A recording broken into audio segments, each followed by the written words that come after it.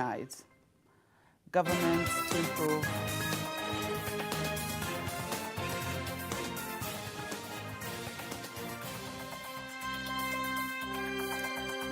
to improve our health services at Muhimbili.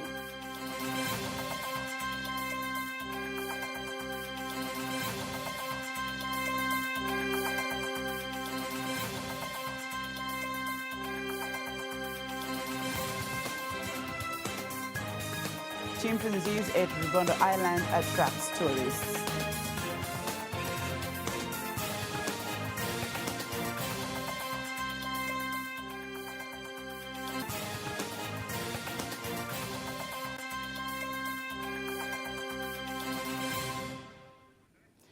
Good evening, I am Gloria Michael. You can also follow us live via our YouTube channel, TBConline, and also get all the latest news through our Instagram, Facebook, and Twitter pages at TBConline.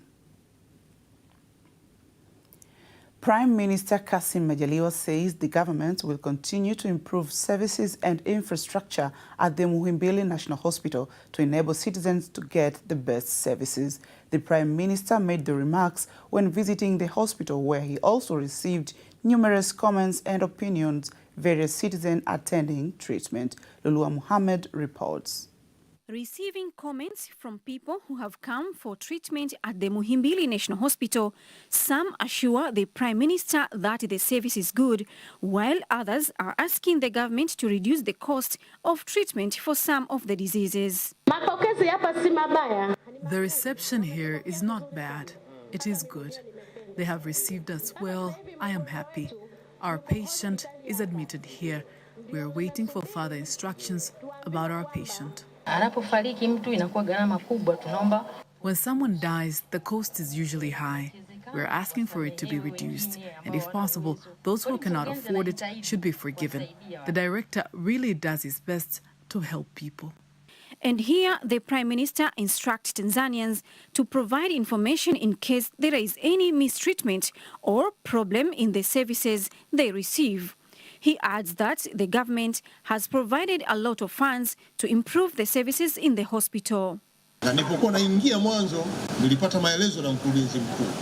When I was entering here, I was briefed by the executive director about the renovation that have been done. Let me assure you that the current government has allocated enough funds so as to buy medical equipment. There are now enough medical equipment here. The Prime Minister also talks about health insurance, advises Tanzanians to join the service to reduce the treatment costs. The initiatives taken in enabling Tanzanians to receive medical services include the issuing of health insurance to all. And it is now in the final stage at the Parliament so that it can be passed as a law, so that every Tanzanian can have health insurance in accordance with their economic ability. On his part, the Executive Director of Muhimbili National Hospital, Professor Mohamed Janabi, explains the procedure for obtaining medical care for patients who are unable to pay for the services. These services are paid for by the government and they are not free. We also receive some money in terms of OC, meaning other charges. This is another assurance that Muhimbili National Hospital is in the process of further improving the infrastructure in various departments. Lulua Muhammad, TBC, Dar es Salaam. President Samia Suluhu Hassan witnessed the initial filling up of the giant dam at the Julius Nyerere hydropower plant yesterday and insisted that she'll not tolerate any leader who fails to take the action against anyone who diverts water from the water sources for personal interests. To find out more about the entire operation of the filling the dam and securing water sources, let's join the Permanent Secretary for the Ministry of Energy, Engineer Felichesmi Mramba, who talks to Nasa Kingo. Thank you very much, Gloria Michael. As you understand, yesterday Tanzania had a very historical day following the President of the United Republic of Tanzania, Dr. Samia Suluhu Hassan, eyewitnessing the official and the initial water filling of the giant dam at Mwalimu Julius Nyerere hydropower station in Coast Region. Now, to understand the technicalities and operations and sustainability of the water filling, other operations as well, we're joined by the Permanent Secretary from the Ministry of Energy here in Tanzania, Felix Chesmi Mramba, who's going to break it down for us to understand exactly what will follow after yesterday's event. Permanent Secretary, thank you very much for joining us. Congratulations, 78% of the dam, the job is done. Only 22% is remaining. How does that make you feel? Oh, it makes me feel very good, because it's a job we have been doing for quite some time. And so coming to this point is something to be very proud of. Yesterday, I witnessed the water filling of the giant dam, and the president was there. How long will the water filling take, the technicality side of it? Yeah, our estimation is that it will take 2 rain seasons. And when we talk of 2 rain seasons, in Tanzania we have, normally in a year we have 2 seasons, one shorter season and the other one long season. So we'll have both seasons in a year. And so we think of 2 years of these 2 seasons each year to be able to fill the dam. That is the minimum estimation of the time we need to fill the dam. And therefore, that will depend on the amount of rainfall in those 2 years. Here we are talking of a year when we have the normal amount of rainfall. But if we'll have dry spells, then we may need more time. But the technical estimation is 2 seasons, which represent 2 years. Some of the viewers would like to know, what are the sources of the water that I witnessed yesterday? In fact, the dam we are building is expected to receive water from 3 sources, 3 rivers. The first river is Kilombero, which will contribute more than 60% of the water into the dam. And then we have Ruegu, which will contribute 19%, and Great Ruaha, which will contribute 15%. So you take total of all this, you get 100% of the water which is going to come into the reservoir. And there's an issue of securing the water sources. What measures have you taken to make sure that the water sources are actually very much and very well secured? That's an interesting question, and also very challenging, because as you know, we are talking of climate change. This is a worldwide phenomena. And while we talk of that, there are also human activities which affects the water sources and the amount of water flowing in the rivers. For our case, we want to try to address both. But to start with, the human element is something we can address quicker. And therefore, as you heard yesterday, that the High Excellency, the President, gave instructions to the regional commissioners and the ministers in charge of the ministries looking for water, that they should, from now onwards, be very strict on supervising the use of water in their areas. That is Nasa Kingu with engineer Felix Chesmi Mramba. Now to another report. The police force through the anti-drugs unit have arrested drug suspects together with various vehicles. The head of anti-drugs unit, Assistant Commissioner of Police, ACP Emon Kakwale, says from July to November 2022, a total of 369 cases were brought to court and verdicts were made. Kubwa ambalo napenda kuwahabarisha wanahabari. I would like to inform the members of the press that 377 drug suspects have received their sentences, but also cars, motorcycles, boats, and houses have been confiscated. The police in the country, through the anti-drugs unit in collaboration with the police force countrywide, both mainland and Zanzibar, have conducted operations in various areas in the country, and they were able to arrest drug suspects. From July to November 2022, 269 cases have been taken to court and verdicts have been made. whereby 377 suspects were arrested.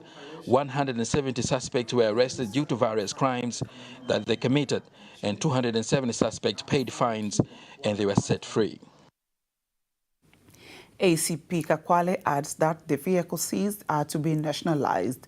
They included 80 cars, 9 motorcycles, 2 boats. He insists the unit will take action against anyone who goes against the law and ask the public to provide information on the people who are involved in the business so that action can be taken against them.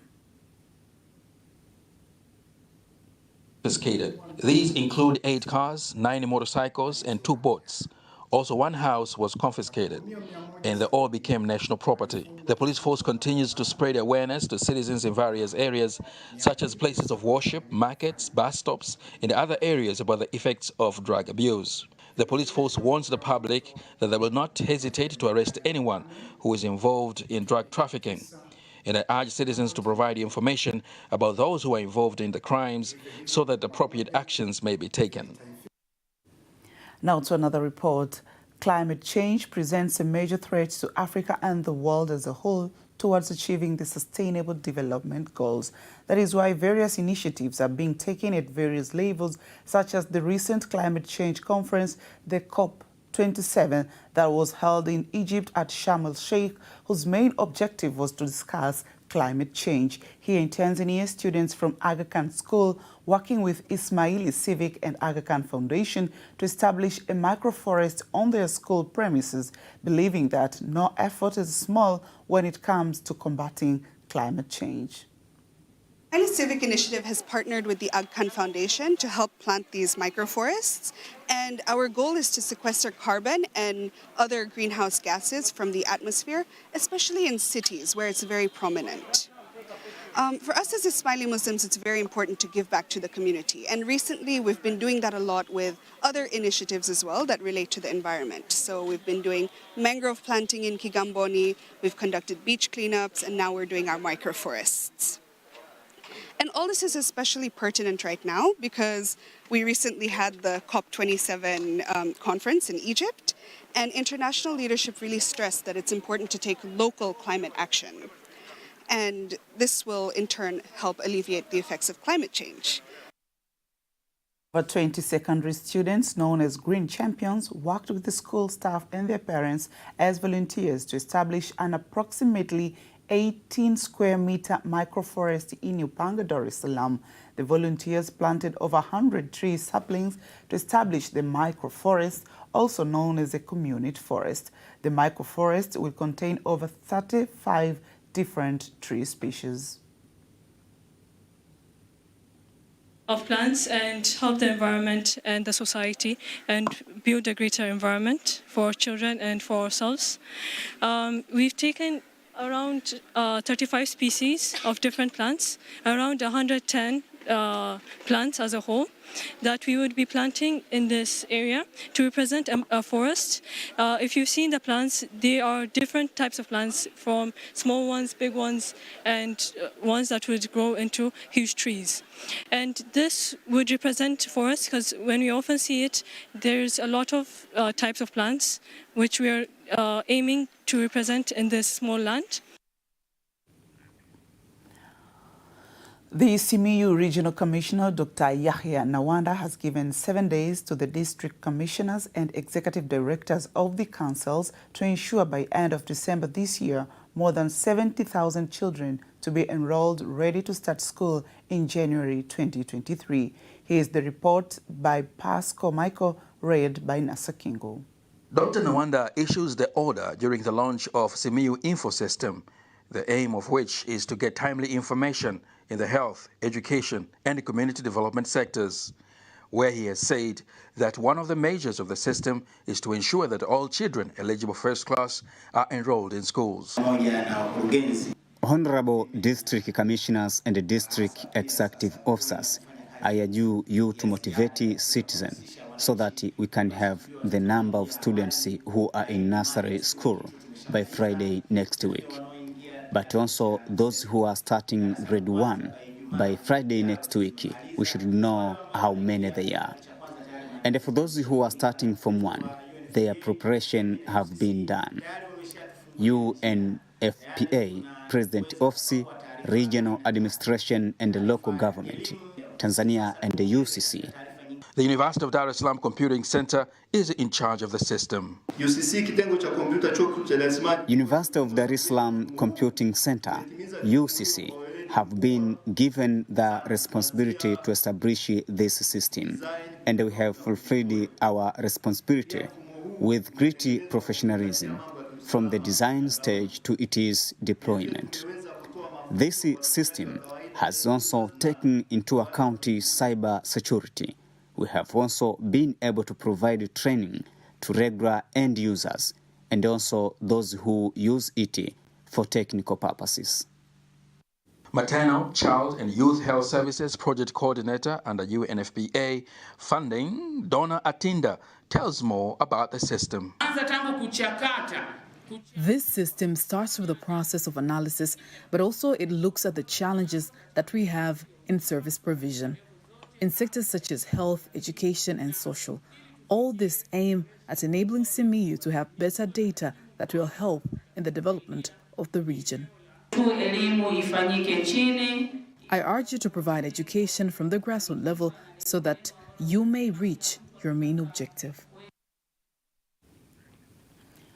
The revolutionary government of Zanzibar urged anyone not to invade the areas allocated by the government for the agriculture and investment purpose in order to avoid land conflicts. Here's the report prepared by Rukia Mputila and read by Faida Ngaga.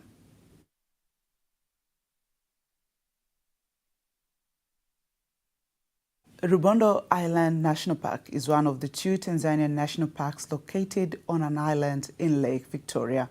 The island is administered by Geita District Region, and as a national park, the island is under Tanzania National Parks Authority, TANAPA.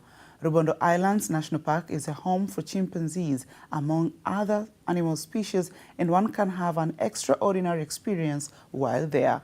Our very own Faida Ngaga takes a deep dive into Rubondo's chimpanzees' habitation experience and how tourists can have a delightful experience while there. Rubondo Islands National Park provides a unique experience where a tourist can interact with chimpanzees closely. This is known as Chimps Habituation Experience. Habituation is a process in which an organism decreases or entirely removes its responses to stimulus after repeated or prolonged exposure. Here at Rubondo Islands, the chimps have been trained to spend a lot of time out in the forests with people. The chimps have been taught that humans do not pose a threat to them. These chimps have a long history. They were brought here to Rubondo in 4 phases. And the main objective of bringing these chimps here was first to make these chimps become familiar with this environment. Then after that, they will be used in research activities.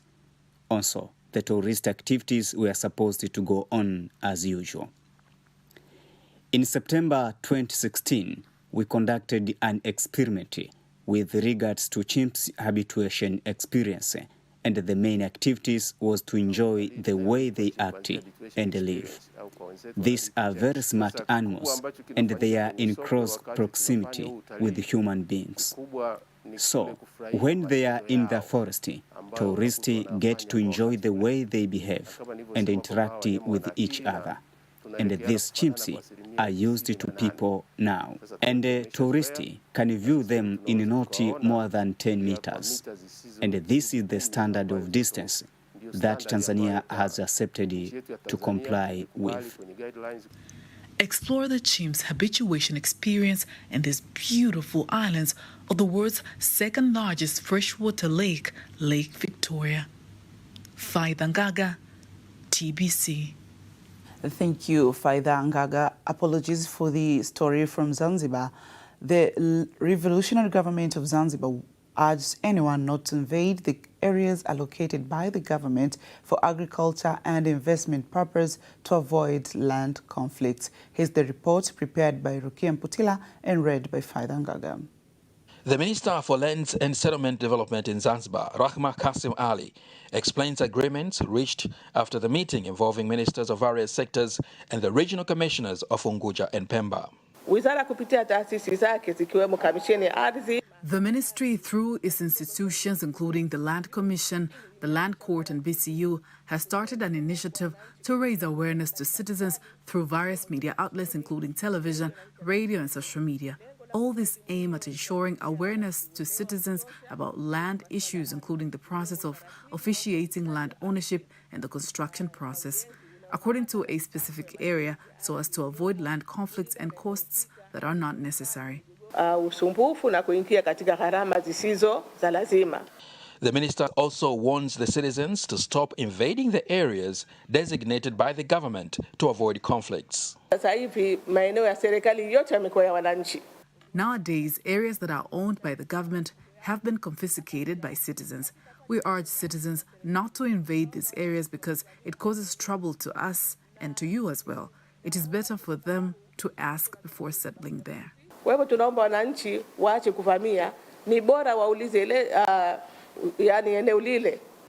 She says the government has established a special committee to review and amend the laws to match the current situation. Thank you. The report was read by Nasa Kingo and not Faidangaga. That item concludes local news tonight. International news up next.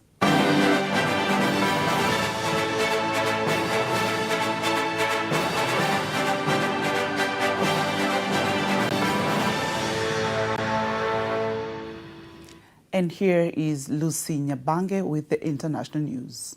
Citizens in the United States of America have been warned of an increase in several cold conditions in many parts of the country. The relevant authorities have reported that the cold can endanger people's lives.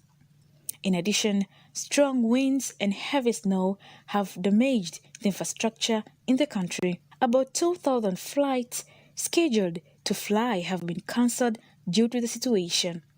Same in Japan, the cold conditions have doubled and caused the emergency of concrete that has never happened in the 4 decades. The situation have brought inconvenience to the citizens, especially in the regions of Niigata, Yamagata, and Aomori, which have been affected to the extent. At least 5 people confirmed dead and 1,000 people displaced after flooding in Malaysia. Flooding triggered by monsoons has affected large area of Malaysia's northeast coastline. Roads submerged in north after water level reached nearly 3 meters on Wednesday. Disaster response officials are carrying out area surveys in parts of Malaysia affected by floods. Malaysia's government has promised to release additional funds for emergency rescue efforts. Israel police have shot dead a Palestinian citizen of Israel in the central city of Kafir Qasim. According to the authorities and medics, said at least 3 police officers also injured. Family members of the man who was killed were quoted by the Palestinian Arab 48's website as denying police allegation that the man have been attempting to attack the officers. Lucy Nyabange, TBC News. That item concludes TBC News for tonight. You were with me, Gloria Michael. Happy holidays and good night.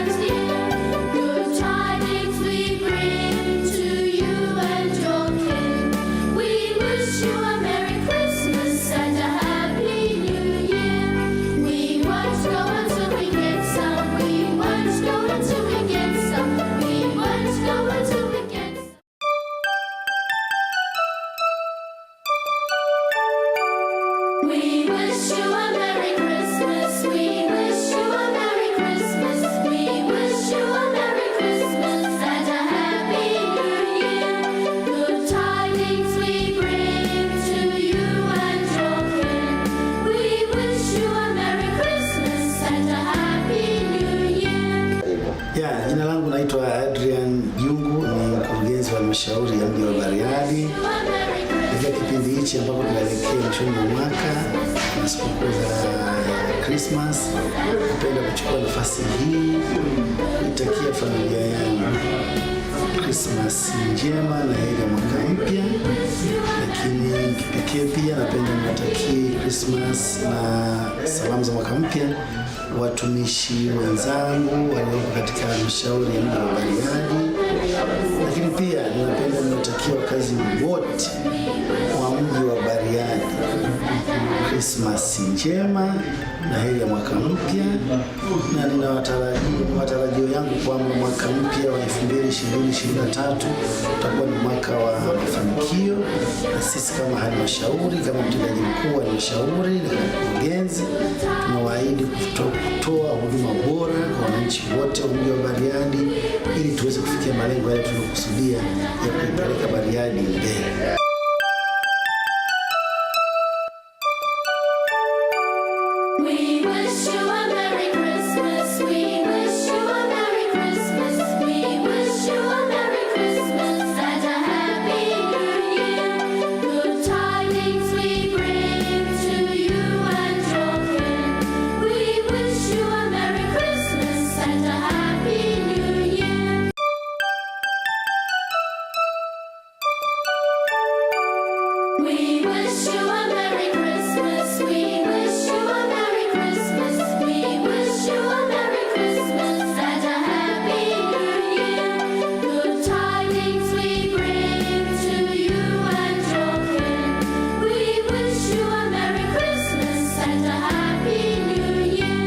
Kwa majina naitwa Eri William, ni afisa tarafa Nyakyusa wilaya Kyela.